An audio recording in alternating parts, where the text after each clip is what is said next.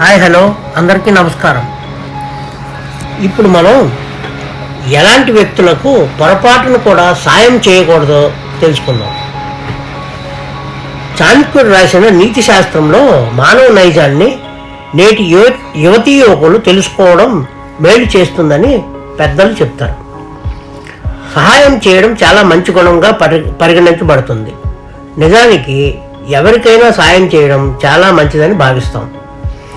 చిన్నతనం నుండి ఎల్లప్పుడూ ఒకరికొకరు సాయం చేసుకోవాలని పాఠశాలల్లో, ఇంట్లో నేర్పిస్తారు కూడా. ఆచార్య చాణక్యుడు కూడా ప్రజలకు సహాయం చేయడం మంచిదని చెప్పాడు. అయితే ఇదే సమయంలో ఎంత అవసరమైనా సరే సహాయం చేయకూడని వ్యక్తులు కూడా ఉన్నారని చెప్పాడు చాణక్యుడు. అలాంటి వ్యక్తులకు సాయం చేస్తే సాయం చేసిన వ్యక్తి కూడా నష్టపోవాల్సి రావచ్చని చాణక్యుడు తెలిపాడు. వాళ్ళలో మొదటి రకం మద్యానికి బానిసైన వ్యక్తులకు. మద్యం మత్తుకు బానిసైన వారిని పెద్దగా నమ్మలేం. ఎందుకంటే వీరు ఇచ్చే ఎటువంటి కమిట్మెంట్లను విశ్వసించలేము. అంతేకాదు, మత్తుకు బానిసైన వ్యక్తులు బాధ్యతల నుండి తప్పుకోవడం ప్రారంభిస్తారు.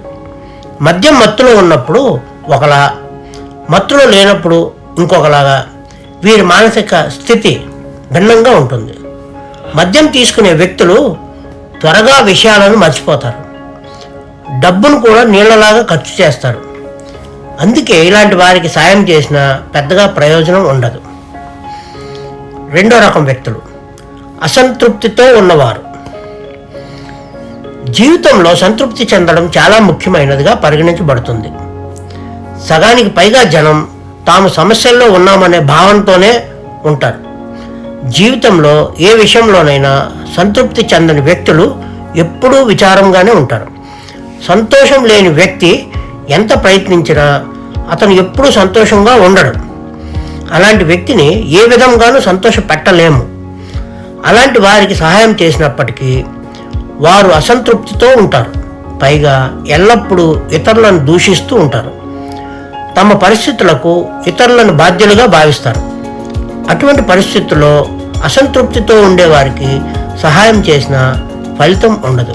కనుక సహాయం ఆలోచనాత్మకంగా చేయాలని సూచించాడు. మూడవ రకం వ్యక్తులు చెడు స్వభావం ఉన్న వ్యక్తులు. చెడ్డ అలవాట్లు లేదా చెడ్డ స్వభావం ఉన్న వ్యక్తులు ఎల్లప్పుడూ దూరం పాటించాలి. అలాంటి వ్యక్తులకు సమాజంలో అవమానమే దక్కుతుంది. అంతేకాదు, వీరు ఇతరుల గౌరవాన్ని కూడా పణంగా పెడతారు. అలాంటి వారికి సహాయం చేయడం వల్ల ప్రయోజనం ఉండదు. పైగా నష్టాన్ని ఎదుర్కొనవలసి ఉంటుంది. అందువల్ల చెడు స్వభావం ఉన్న వ్యక్తులకు ఎప్పుడూ దూరంగా ఉండాలి. నాలుగో రకం వ్యక్తులు స్వార్థపరులు. స్వార్థానికి దురాశకు అంతు లేదు. ఆచార్య చాణక్యుడు ఎల్లప్పుడూ మంచి జీవిత విధానానికి, మంచితనానికి, సూత్రాల విలువలకు మద్దతు ఇచ్చాడు. స్వార్థపరులకు సాయం చేయడం వల్ల ప్రయోజనం ఉండదు.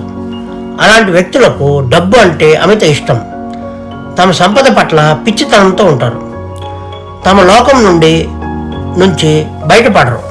అందువల్ల స్వార్థపరులకు సాయం చేయడానికి బదులు వీరికి ఎంత దూరంగా ఉంటే అంత మంచిది. ఈ వీడియో కనుక మీకు నచ్చినట్లయితే don't forget to like, share and subscribe. Thank you.